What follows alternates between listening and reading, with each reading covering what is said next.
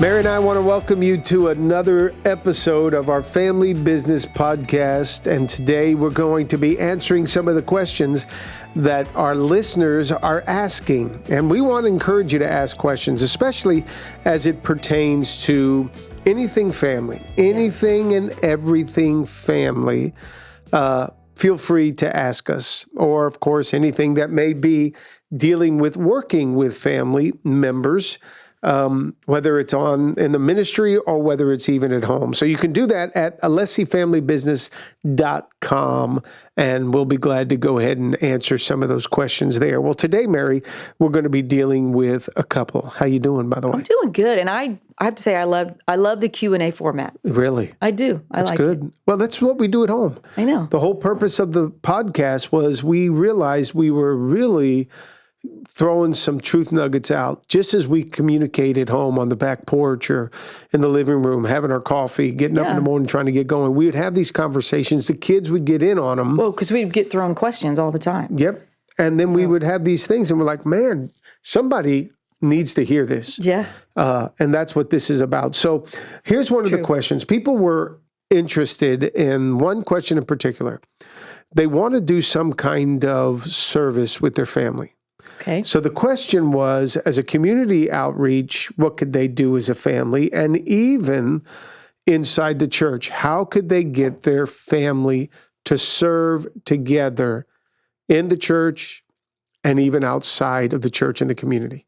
First of all, I think the question is so precious, because to even want that, to have that vision for your family is so precious and sweet. And it will bring fruit to your family if you pursue that. I think takes us back to, we were talking earlier about when our kids were smaller, and we would go downtown to the rescue mission, and we would always donate Christmas gifts, and we would do that as a family. There was several outreaches like that we did. I remember the kids would go and they sang at a few, because they all sang, obviously, and they would sing at a few nursing homes or retirement centers, and they just felt like it made them feel so good to do that. And as mom and dad, we would purpose that in their lives. Mm-hmm. So anything like that you could do as a family where you're giving back, whether it be within the church, and our church always has service days, get the kids out there, do it together. But it's also a great opportunity not just to serve, but it's a great opportunity to teach your kids why we serve. Mm-hmm. So when the family can jump in the car, put the t-shirts on, and have an agenda and a plan for the day, that we as a family, we're going to serve the Lord, but we're going to give back. This is what we do as a family. This is what the Alessis do. This is what the Riveras do. This is what the Romans do. This is what we do. We go and we give back once a year, twice a year. Wow, you give your family the greatest gift when you teach them young how to give out of the cell, the nucleus that is your family. I think that's where community comes into play. We did it with Miami Rescue Mission. And the reason we did it to the Miami Rescue Mission, which is an outreach to the formerly homeless here in Miami, we would do it at Christmas. We'd go and sing, and either I'd speak or pray, or Chris could pray or speak. We would do it because we knew the director, who was Tony Villasuso, a member of our church. So we had a relationship where then we could go in, which I believe everything needs to come down to relationships. So it's always good to know the people that you're going to be giving to. If you're going to go serve in the community, know who they are. Yes. Know that your efforts are good, and that relationship that you can have with the leadership is going to be good for your kids to see. That's right. Because they see it's real, it's valuable. Yeah. These are real lives. This isn't just doing it because you want to post something on your social media page and look like you really have a heart for people. But really do it because you're building a relationship with them. I think that's huge. At the same time, now those may be things that happen once a year, twice a year, whatever that may look like. But the reason the church community is so important is because you teach your kids how to do it every time they come to church. That's right. So your kids can serve in every area of our ministry right now, because from the children's ministry to the youth ministry, the young adults and the adults, there's the only way we can do what we do as a church, as a business, is the volunteer base that makes up our organization. Right. We don't think anybody should ever come to this place and just sit. No. and receive. Or alone without their family. Right? They just don't come and Yes, sit to receive. that's right. They come to sit, but also serve. That's right. It's the whole principle of if you give, okay, or better yet, if you receive and never give, you grow fat. Yeah. If you give and never receive, you grow faint. Yeah. But when you're giving and you're receiving, That's so good. you're faithful. That's right. So what you're teaching kids at a young age is, listen, we just don't go to church to receive. Right. We don't go to do, no, we go to give as well. And one way that we're able to give is by serving. So Well- we serve in the different areas. They can serve, like I Yes. mentioned, all those different areas of ministry. Well, I will get specific for you because right here in our studio, we have Ashley, Ashley's on full time, but her sister is one of our amazing volunteers. We couldn't do what we do without Natalie. Her mom and dad are a big part of our ministry and serve as well. You have Alan Paul, who everybody in his family is a part of our involved, ministry. yeah. His son is also on staff. His daughter is a part of our youth photography team, does it all. They've always come together. His wife was over our hospitality. John and Jackie, who are here, their kids serve. I mean, and we're already watching it as those two are getting older. You see the way that's made for them and building confidence in them by serving the local church, not just, like you said, once a year. That's wonderful that you could do that. But that weekly service is giving your kids vision and mission, but then they're also finding what they're good at. You know, the old school way of church was you would bring your 7 or 8 year old son to church and he was playing the drums on the table at home and he'd become the drummer of the church. You'd buy him a guitar and he'd become the guitar of the guitar player or the keyboard player. We got away from that, but the truth is where some of the greatest gifts are developed are in the local church, because where else are you going to go and be a part of a community that every single week there's an opportunity for you to go and develop your gift? Nowhere that's free. No place that's free. No place. You have to pay for it. So Yeah. the local church is such an incredible asset for all of your family to put your efforts in and to sow into. What does that do for the family? When a family teaches the next generation, the children, even young adults, to give back, what is it really teaching them? I think it's teaching them that submission and faithfulness both yield tremendous rewards in their life. It gives them lots of confidence. They're confident in who they are. They're confident in who God is in them. And really the tangibles are the confidence side where they're learning how to pick up a skill or even social skills being in the church. Those are the tangible things, the relational skills, the lifelong friendships that they can make. That's the tangible. The intangible, the things maybe we don't see, is that root system, that connectivity, those relationships with God, with one another, and then with the world. They're really raised in kind of an incubator in a lot of ways. And it develops character and long suffering, because in a church situation, you stay friends with those people for a long, long time. Yeah. So there's just a lot that it affords your family. And we are pastors, so a lot of what we say is about this church, getting involved in the church. But for people that aren't regularly in church, that's not their thing. They're in school and maybe they send their kids to private school and then their kids go home and they're hanging out with, at the park playing sports or something. They could be encouraged as well to get the family in some service environment. Right. I think what it does for the younger generation, I think it helps the younger generation realize that life's not just about them. Absolutely. We become such a, central focused on the person. We speak to the kids about they've got to do better. We work with them on their homework. We work with them in the way they interact with their family, their kids, their brothers or sisters, with uncles and aunts. We make it so much about them, what they got to do, what they got to do. It's great to then put them in an environment where they can now go and do something for others. Get their eyes off of themselves by serving. And it's a beautiful way for the family to all get on the same page. Yeah. And something else I think is important. Self-esteem, I think it's built in a person more by their accomplishments than by the compliments that people want to give them. I agree. We've somehow given everybody an award these days just for showing up. Yeah. And we tell them how great they are just because they're there. Yeah. It's like if I can praise them enough, they're going to feel good about themselves. That may work in some environments, but I think the better angle is to come out of it from an accomplishment. I agree. Let's see what Yes. they've done based on merit. What have they been able to do? Yeah. Now, if we go out and we serve in church or we serve in the community, hey, it's nice as a family then to jump in a car and run over to Shake Shack Right. and share a burger together. Why? Because we just did something for someone else to help them encourage and make their life better.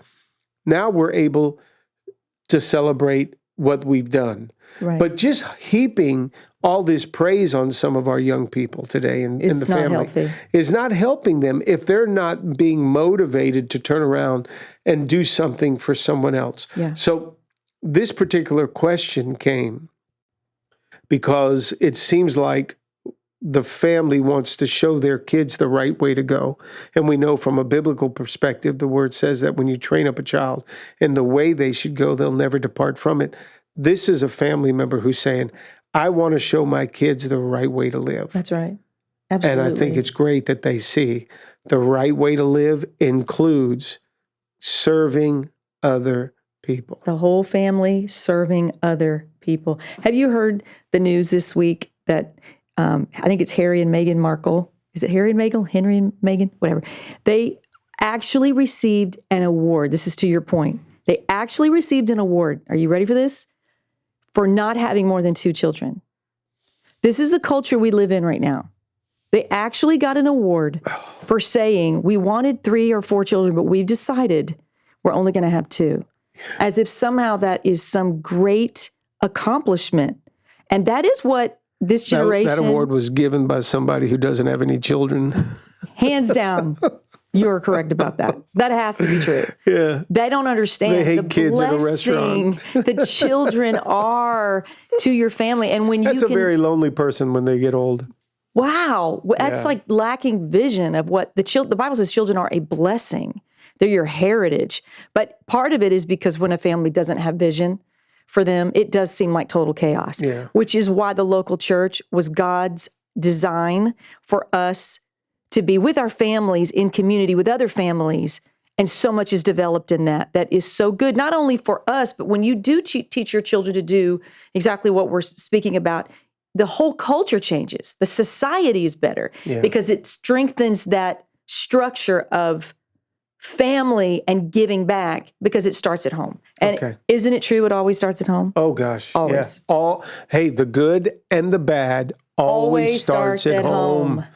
My gosh. Always. Okay, so this was a great question. That I was hope great. we've helped somebody. Here's another question. Now we're going to take this thing up from children to teenagers. I don't want to talk about teenagers. Oh my goodness, teenagers. I don't want to talk And here's the about- question that was asked. Why do teenagers refuse to accept that God is everything? Wow. I'm going to let you answer that Oh, one. give me a minute. I got to breathe a little bit. Teenagers. Well, first of all, I'm pretty aggressive when it comes to teenagers. I love teenagers. I want them to like me because I want to feel like I can influence them, because if they don't feel like they like you, they will shut you down. And I don't want to be just a parental figure in their lives. But the truth is there's a fine balance with teenagers because they think they know everything and they know nothing. So with this question, as we were talking about this question, why would a teenager not want to believe that God is everything? The question in and of itself is very telling, because teenagers just want to believe what they want to believe, because they're only driven through those teenage years by their social status. That's all that matters to them, is who their friends are and when they can be with their friends. Gabby's our youth director. Christopher was our youth director for a long time. And something that we've learned, you and I used to be in youth, and we served with youth for a long time, and it has not changed from the 70s to the 80s to the 90s to the 2000s to 2020, 21, and 22. It's all the same for teenagers. They only care about their social status. So if God's not cool with their friends, then they want to somehow find whatever's cool with their friends and be that. Mm. So that's what's fueling that. It's not a deeper understanding or a deeper questioning of God. It doesn't go any deeper. And this is what every parent needs to know. We've raised 4 teenagers. 4, I said 8 because sometimes it felt like 8, but 4 teenagers. And I promise you, whatever is motivating them to even think those thoughts, it's from a friend. There's an outside voice that is influencing them. Either it could be today, it could be a teacher, it could just be what they're learning at school, it could be what they're picking up on these things right here, what they're learning on TikTok, the infiltration of this culture war, which is really being overfed to our kids. And as a parent, the only way to combat that is to find out who that voice is. And be subtle about it, but find out who that voice is and get rid of that voice because God is everything. Yeah. And don't be intimidated by that because I know this is that intimidation season where parents do get a little intimidated by their kids. It's always in the teenage years. Yeah. Well, we learned that we had to pull our kids through these years. We had to get them We through. couldn't let them do it on their own. No. We had to pull them through to make sure they understood truth. Kids, they don't know truth. Right. That's why they're going to school. They're going to school to learn some measure of truth. That's right. Mathematics, equations. Here's what truth is. Here's what it happens when this happens and lines up with this, it equates to this. They're still learning how to live. Right. Why then should we think that they're going to all of a sudden jump on it when it comes to God? No, I don't know. They're not. That's They're not going to be not. their natural inclination. And plus there's a enemy out there of their soul That's right. that wants to rob them of any measure of truth when it comes to godliness, spirituality, righteousness. That's right. So the question's good because what it shows is there is something on the part of the parent that has to be very intentional. Yes. To show them that God is everything. Right. So when society, and it's not cool in society to have that relationship with God, then the parent has to be very intentional, which is why surrounding them in a church environment That's right. is so important. It's a fortress. I don't want to mention names, but just recently you and I were with a couple, and they had planned a summer vacation, a nice vacation for their family. And their daughter was going to go with them, their teenage daughter. Well, it just so happens it was at the same time as camp was taking place. Youth camp here. Youth camp here at the church. Right. And you and I were with that couple, and it just so happens the daughter called from camp, another camp that she was she's at going right to now. that was more sports oriented. So here's what her summer was going to look like. She went to this awesome camp for about a month out there for all these other things. She's going to get back home, and then she's going to go on this international trip. Meanwhile, we have youth camp right in the middle of it. And we started sharing with them, and Yes. this is why I love these people and our church, people that are connected with us, because we started talking to them about the importance of this 1 week, how this 1 week, surrounded by other young people, that's going to help them know more, learn more, experience more That's right. with God, how important it is that they go to camp as opposed to going on this trip. And most people would be afraid to even touch that subject matter because you're like, oh my gosh, a trip, an international trip is like a once in a lifetime opportunity. Well, the truth is, no, they've already been and they're going to go again in the future. Yeah. What's the once in a lifetime opportunity? It's really to make sure as a young person, they're having some measure of encounter Oh, yeah. with God, who is the reason they're even here, because he's got a plan and a purpose for his life. When it was all said and done, make a long story short, that couple called the child and said, listen, we're going to change it up. It was amazing. We want you to be at this youth camp. That's right. And they didn't get any kickback from the daughter at all. She's like, okay, let's talk about it. Let's do it. I know. Which showed a hunger in her for something more spiritual beyond herself. How many times do parents mistakenly put a vacation Yep. or some weekend event, Yes. some party Right. some late night Saturday event or a sports game on Sunday, how many times do we see them putting that before anything godly like church? That's right. And then we wonder why God isn't everything to them. No, that's true. If he's going to be everything, if you want God to be everything to them, then you better make them surrounded by everything that is God. That's right. They really need to be saturated. Yeah. And I know that, again, when some people may hear you and I speak and they think, oh, that's so extreme. You know, there's a big world out there. I want my kids to enjoy. Let's be clear. The enemy works with extremes, right? Because in the middle, there's a whole lot. So there's extreme of church, and some people might get the picture of, well, my kid won't breathe, or I was raised in a very strict environment where I was at church and I rebelled. And then there's this lax, no church at all. There's a whole lot here in the middle, and that's where we are. Yes, you can make God first and make the house of God first, and your kids not rebel against it. There's a way to do that where it's not extreme in the flesh. Just like coming over to this extreme where there's nothing at all can be dangerous, there's something in the middle that's balanced. We always try to teach very, very balanced. So the reality of that is when it comes to teenagers, how long is a teenager's life? Mm-hmm. From about, 13? Well, it's more like 12 or 11 now. But let's just say 10 to 20. 10 to 20. You have 10 years with an underdeveloped brain in your life that will intimidate the heck out of you if you don't manage them well. Mm-hmm. And the way you manage them well is to never get to that question of they don't think God is everything, because you've raised them to know God is everything and nothing else compares to God. I remember when Christopher was going to go to FIU to go take psychology classes, and you got ahead of that.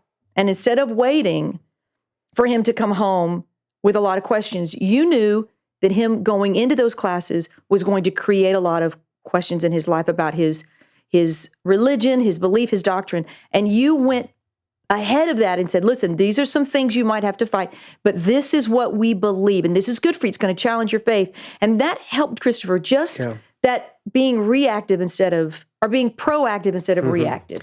Well, you talk about extremes. I don't want to be negative here, but young people are doing something right now to extremes. They are. They're just prone to that. If it's sports they're crazy about, it's going to be sports every day. Oh my God. If it's social media, that's right. They can't even sit down and have dinner at the dinner table without every minute. Everything's extremes. If you got a kid that's really big on studies, it's extreme. You got gamers, it's extremes. Yeah. So we make way for the extremes for sports, gaming, and all of that. Yeah, that's okay. That's okay. Yeah. But we don't make extremes for things in times with God. Here's the bad side of that. It was years ago. I remember a family. I knew them. They had no desire to be around church, and their kids weren't, but their kids went to some of the nicest schools. One night, FBI showed up on their front doorstep, busted into their home, went to the kids' computer, and they found that their son, as a young teenager, was surfing some inappropriate websites that included minors. Right. That kid's life, Mary, was destroyed, and everything from that point on changed. Yes. Because now everything about his life is marred by that one event. For the rest of his life. So we don't like to go to extremes, but there should be some measure of, let me help my kids see that God is going to ultimately be their everything. So let me make sure that I'm surrounding them with things that are God, like a good friendship circle that is Christian. They love God. They want to go to church. Have them around church, serving in church, making church. They know their pastors. They know their leaders. All of that stuff becomes part of their normal routine, not something they just do once or twice a month. To clarify what I meant, that isn't extreme. See, there are a lot of people. We've talked to parents that will say, I don't want to push them. You know, I want them to choose God, and there's so much going on, and I just can't get them here on Wednesdays. And sometimes they can't, clearly. Jobs are tough, we get it. But there are people that will actually think, if I bring my kid to church every Sunday, if he's involved in a connect group with the youth, if he goes to youth group on Wednesday nights, if he goes to camp, wow, that's a lot. That's extreme. That's not even enough. Not for the world that they're living in that's oversaturated today. Yeah. So if we want, the point is, that is an extreme. Yeah. That is what really the measure they need to meet for their children, Mm-hmm. especially because the world is so much darker than it was when we were younger. Yeah. And I posted it the other day, and it's because somebody else had posted it. Stop comparing your children to your childhood. There's no comparison because we live in a world that is saturated with distractions and voices that are extreme, like you said, and are determined to destroy their lives. Mm-hmm. So they've got to counterbalance that with the house of God. And the house of God is important because you need to give them an hour or two or more a week to combat all the stuff that they're hearing out there. All right, which leads us to another great question. And that has to do with, I feel for this person that asked it. They're talking about how do they provide to their spouse and their children correction without it coming across as criticism. So the question is, how do I provide my spouse and my children with criticism? I think what they're saying is, how can I correct them without it coming across as criticism? Yeah. Wow. Take it away, Me? Mary. Yes. Why do I always have to start? Wow. I can answer that from my vantage point because I would have asked that question Yeah. because I never wanted to offend my kids or be critical. I had this major fear that correction was criticism. And I don't know if it was because of how I was raised, but somewhere along the line, I picked up that message and I started believing that correction is criticism. Then I marry you and correction was everything. You know, you were in my mind, what I thought was an overcorrector. But in looking back, we balance each other out. But I really learned the importance of correcting to my children in real time, in the moment when things would happen, and not trying to find this perfect moment so that they would receive it. No, give the correction, give it in the moment, be the bad guy. Don't always make Steve the bad guy. And if it's criticism, it's criticism. That's not your heart. That's not your intention to just be critical. But if you don't find a healthy place of correction and you're always thinking this is criticism, your kids are missing out on a whole lot of discipline that they need. Who else is going to tell them if not you? Who else is going to make those adjustments in their lives if not you? Yeah. It's very important. And I do think, and I hate to keep pounding on the culture battle, but I do think that culture has changed so much.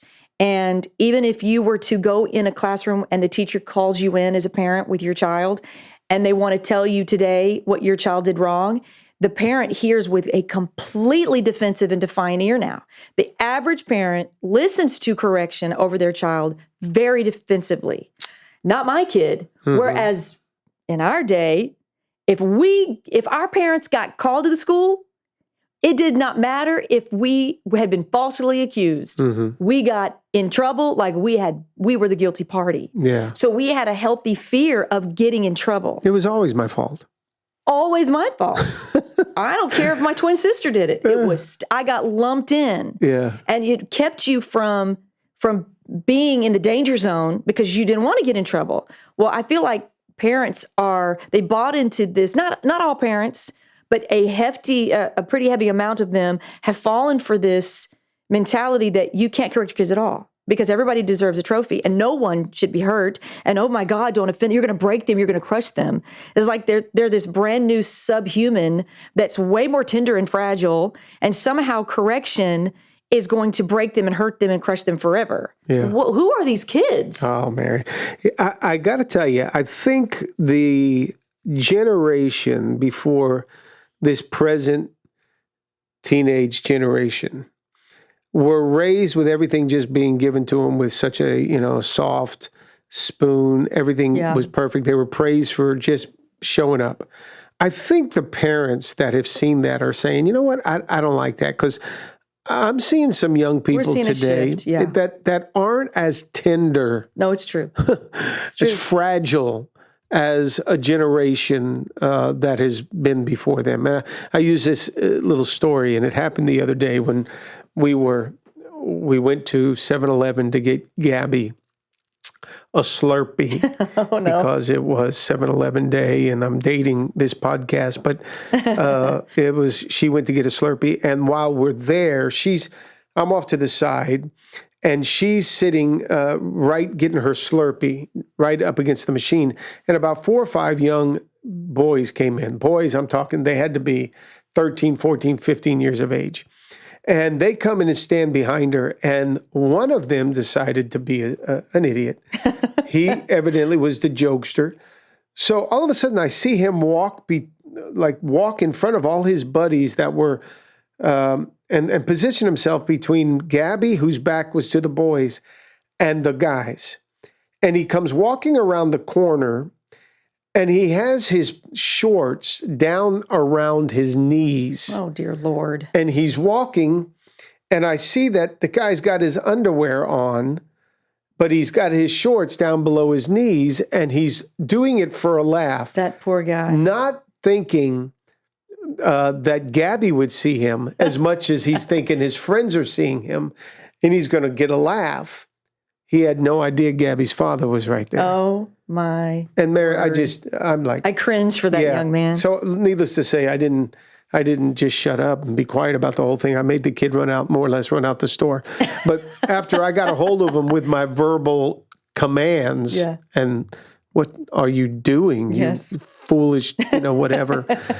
Everybody in the 7-Eleven stood still, and this kid felt like, he was an idiot. He got caught. And he'll never forget it. He'll never forget that. Not only that will he not forget it, but Gabby turns around and says, sees what's happening.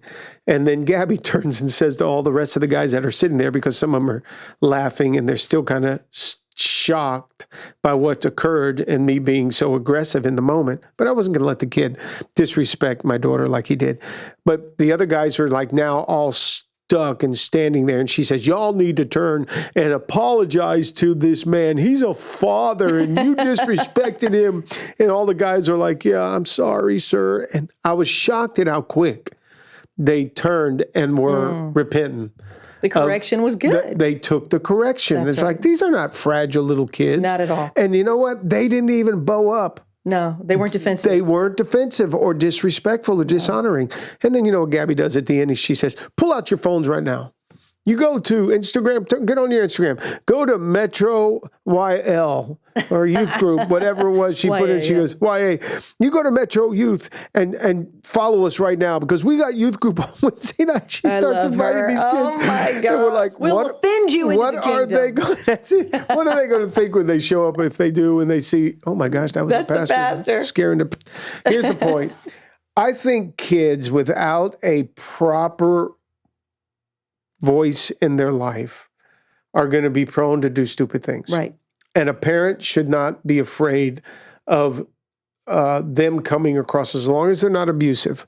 Those kids need the parent to say, look, here's right, here's wrong. I'm not going to be popular right now. You're going to sit there and think that I'm just, an overbearing parent, but I've got to have this conversation. Yeah. Because I remember us at the dinner table having conversations and me bringing up something and everybody in the table kind of dropping their head like, oh my God, here we go again. Yeah. And I was tempted to pull back, but at the same time, I'm like, somebody's got to tell them truth. Right. And I'm that somebody today. That's so right. I was okay with being corrective.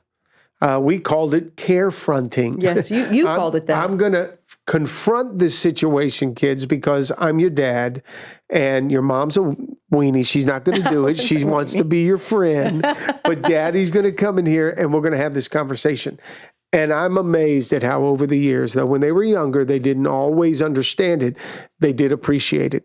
And I would say to any parent listening, do it now. Do it now. While they don't understand it. That's right. Ignore the eye rolls. That's it. Don't let it bother you. Even the spouse that may not be supportive of you in that moment. If you're not losing it and you're not being abusive, Right. you're not cursing anybody down, but it's a good thing, go ahead and parent up Right. and do it. Because the That's kids right. may make fun of you even behind your back like mine did. They may get, think that you're Complained about boring, you. complained about you and all of that, even to one another. But one day they're going to turn around and they're going to thank you. Yeah, they will. They will. Because Absolutely. they've done it here. Yeah. We've fortunate enough to hear them say, thanks. Dad was right. And when they get They on this have. podcast, 90% of the yeah. time they're saying, Dad said this, Dad said Yes, that, that's right. Dad said this. That's right. And as much as I would like to say, guys, Mom said some things too. Well, your voice was My pretty voice was consistent. louder, so everything seemed to come from Dad. Pretty constant. But we wouldn't be having this conversation. We wouldn't have a podcast about the Leslie family if there wasn't a parent saying, let me correct this. If you had been more afraid that your correction was criticism, Yeah. we would not have this podcast. You were not going to fall prey to that. It's not criticism, it's correction. Mm-hmm. And you need to hear it. And honestly, I learned a lot along the way. I learned so much. And you know what else? You know what I learned? There was nobody else in their life that would come along with a voice of correction. There was no one. Mm-hmm. And if it had not been for you and me in those moments, nobody else stepped up to do that. Yep. So these are your humans. No one else is going to take the role of correcting mom and dad from you. It's your responsibility alone. Well, I hope today what we've said has been an encouragement to you.